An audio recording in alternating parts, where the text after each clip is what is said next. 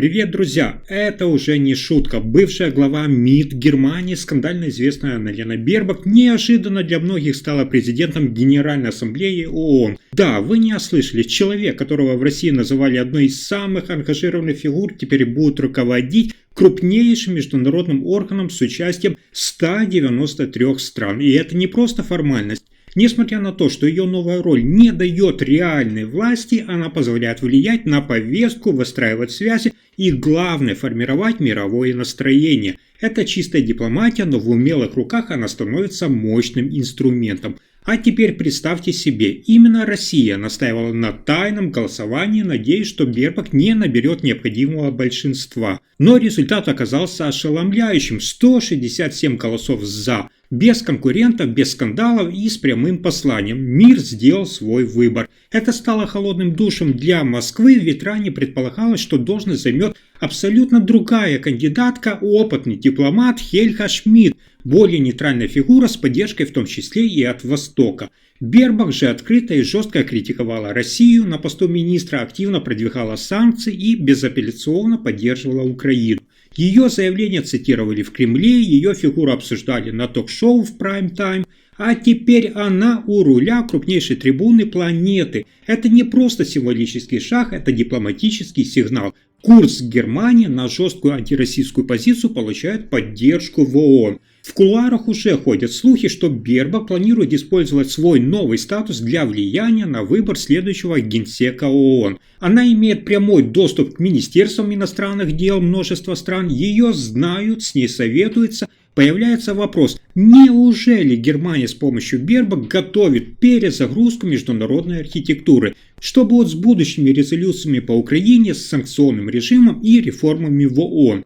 Еще один скандал недели в Германии. В то время как миллионы граждан считают центы на кассе, политики в Бундестаге принимают решение, которое может вызвать настоящий шквал недовольства.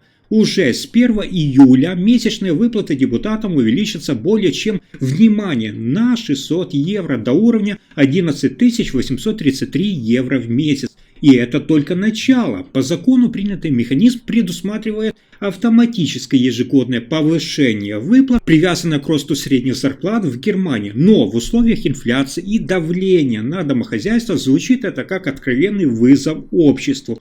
Партия левых уже назвала это решение ударом по социальной справедливости. Представители заявляют, цитата, «Пока в стране растет безработица, дорожает аренда, растут цены на продукты, элита политиков повышает себе доходы без лишней огласки». Особенно остро звучит критика в адрес автоматического характера повышения без голосования, без дискуссий. Все решается по формуле, а значит, политик может получить значительную прибавку, даже если ничего не делает. И самое интересное, каждое такое повышение влияет и на пенсионные выплаты. Внимание, один мандат и уже более 1100 евро в месяц на пенсии. Оппозиция требует срочной реформы, отменить механизм автоматического повышения и ввести обязательное участие политиков в обычной пенсионной системе. Если вы называете себя народными избранниками, живите как народ, заявляют критики. Тем временем на фоне растущего недовольства в соцсетях и протестных настроений эксперты предупреждают,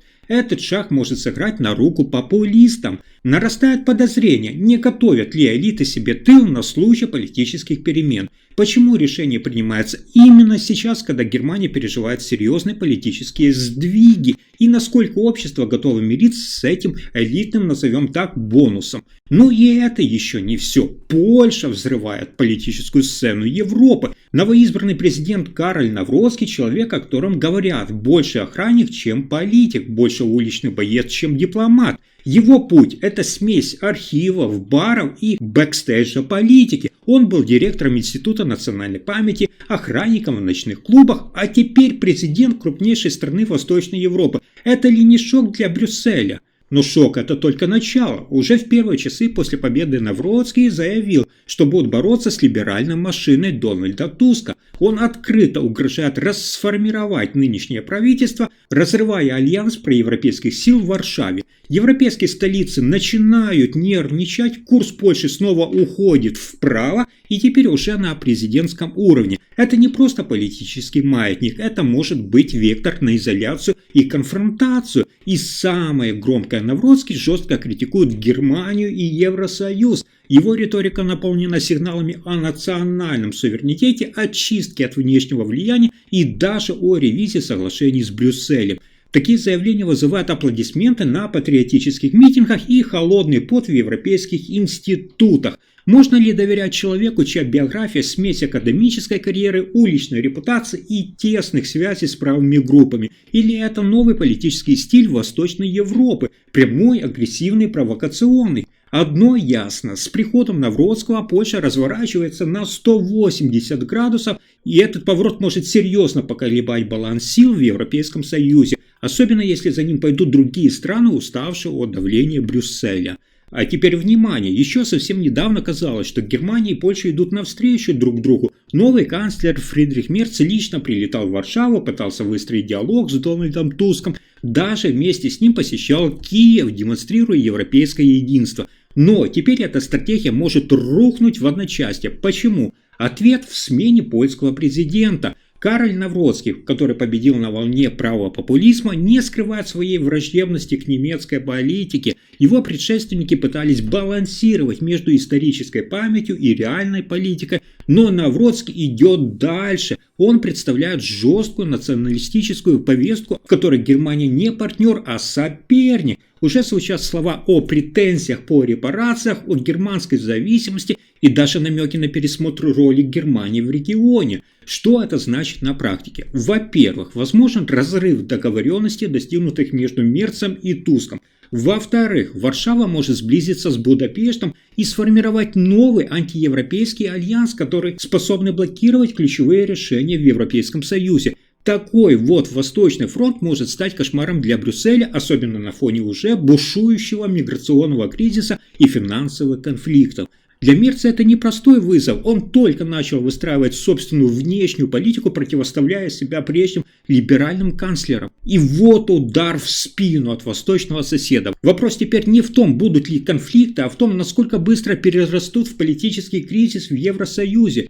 Ирония судьбы. Польша и Германия могли бы стать лидерами новой Европы, но вместо союза появилось напряжение. Вместо компромиссов, наоборот, угрозы. Мерц оказался на пороге серьезной политической драмы. И от его решения может зависеть не только немецко-польский диалог, но и будущее всего Евросоюза. Политологи и эксперты все говорят, что Европа снова на грани раскола, и все это проходит на фоне резких геополитических маневров. Пока Германия на глазах всего мира усиливает свои позиции в ООН, требует реформы Совбеза, продвигает повестку нового европейского лидерства, Польша идет по совсем другому пути. Новый президент Навроцкий фактически начинает блокаду всех инициатив Брюсселя, мешая демократическим реформам внутри самого Европейского Союза. Это не случайность, это новая политическая реальность, где континент раскалывается на два полюса. На одном полюсе либеральный Запад с Берлином, Парижем и Брюсселем, говорящих о правах, климате и едином рынке. На другом национальный консервативный Восток, где Варшава и Будапешт открыто сопротивляются этому курсу. Теперь ставки поднялись, в игру вступают даже страны Балтии, Словакия, Румыния. И каждый шаг Германии в ООН, каждая попытка выдвинуть общую европейскую позицию тут же встречает сопротивление внутри самого Европейского Союза.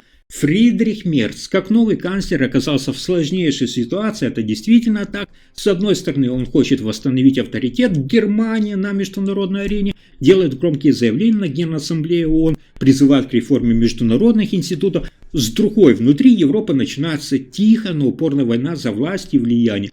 Польша, Венгрия, а теперь и Италия все чаще говорят о суверенитете и праве на свой путь, игнорируя команды из Брюсселя. ЕС буквально трещит по швам, миграционные квоты не работают, энергетическая политика вообще буксует, финансовая дисциплина вызывает бунты в южных странах и теперь политическое сопротивление Востока. Вопрос в воздухе, может ли Фридрих Мерц удержать ЕС от раскола или его правление станет последним актом единой Европы. Если вам понравился мой рассказ, ставьте лайк, подписывайтесь и делитесь этим видео. Спасибо за просмотр.